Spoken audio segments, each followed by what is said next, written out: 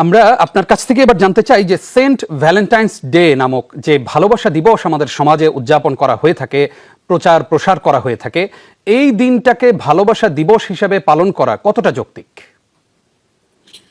ধন্যবাদ আপনাকে। আপনি নিজে অবশ্য সেন্ট ভ্যালেন্টাইন্স ডে কে আপনি ভালোবাসা দিবস হিসাবে হয়তো আপনি কোট করে বলেছেন। আমি বিনয়ের সাথে এর সাথে দ্বিমত পোষণ করি। সেন্ট ভ্যালেন্টাইন্স ডে এই বাক্যের অর্থ কোন অবস্থাতেই ভালোবাসা দিবস হওয়ার কথা নয়, এবং পৃথিবীর অন্যান্য দেশেও এটাকে আসলে ভালোবাসা দিবস এরকম কোন নামে সাধারণত নামকরণ করা হয়নি। দুর্ভাগ্যজনক বাস্তবতা হলো যে আমাদের সমাজে এটাকে ভালোবাসা দিবস নামকরণ করা হয়েছে। সেন্ট ভ্যালেন্টাইন একজন খ্রিস্টান ধর্মযাজক। তার সাথে কি ঘটেছিল এবং কোন ঘটনাকে কেন্দ্র করে খ্রিস্টানরা পরবর্তীতে কি উদযাপন করেছে, কি ধারণ করে রেখেছে, সেই আলাপ আমরা গুগল করলে, অনলাইন করলে নিশ্চয়ই আমরা জানতে পারবো।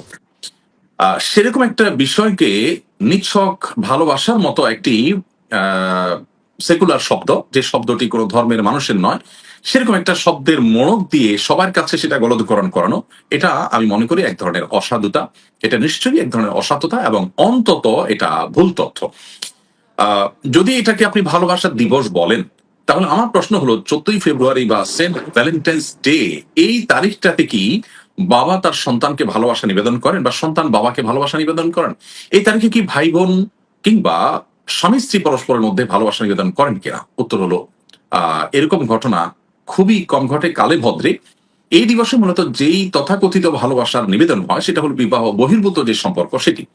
তাহলে আমরা বলতে পারি অবৈধ অথবা অনৈতিক বা আমাদের বাংলাদেশ সহ সাবকন্টিনেন্টের পার্সপেক্টিভে অসামাজিক সম্পর্ক এবং জেনার যে সম্পর্ক, ব্যভিচারের যে সম্পর্ক, সেই সম্পর্কের জন্য এই দিবসটিকে স্থির করা হয়েছে। আমি বিনয়ের সাথে বলতে চাই, সেন্ট ভ্যালেন্টাইন্স ডে তে ভালোবাসা বলতে যা বোঝানো হয় সেটার বিনিময় যতটা হয় তার চেয়ে বেশি হয় বিবাহ বহির্ভূত যে সম্পর্ক সেটার বিনিময়, সেখানকার ভালোবাসার বিনিময়।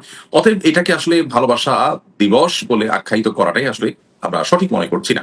এরপর কথা হলো যে একজন মুসলিম হিসাবে আল্লাহ রাব্বুল আলামিনের সামনে আমাদের জীবনের সবকিছুর হিসেব দিতে হবে। এর মধ্যে আমাদের চরিত্রের হেফাজতের বিষয়টা অনেক গুরুত্বপূর্ণ।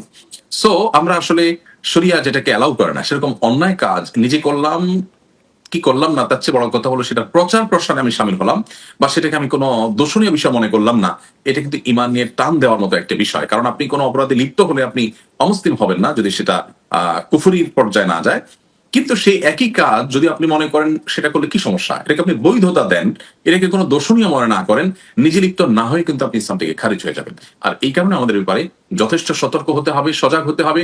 আমাদের অনেকে আছে, অনেক জ্বরে আমাদের ইমানকে আমরা হারিয়ে ফেলি এবং সে ব্যাপারে আমাদের কোনো সেন্স হয়তো থাকেন, আমরা হয়তো খেয়াল করতে পারি না যে কখন আমাদের ইমান হারা হয়ে গেছে। বিশেষ করে আল্লাহ যেটাকে হারাম করেছেন সেটাকে হালাল করার মতো এরকম দুঃসাহসিকতা, এটা আল্লাহর বিরুদ্ধে একরকম বিদ্রোহের সামিল। সেটি আমরা অনেকে নিজের অজান্তে করছি। এই সমস্ত বিষয়কে দর্শনীয় নয়, স্বাভাবিক হতেই পারে এই টাইপের মানসিকতা লালন করি।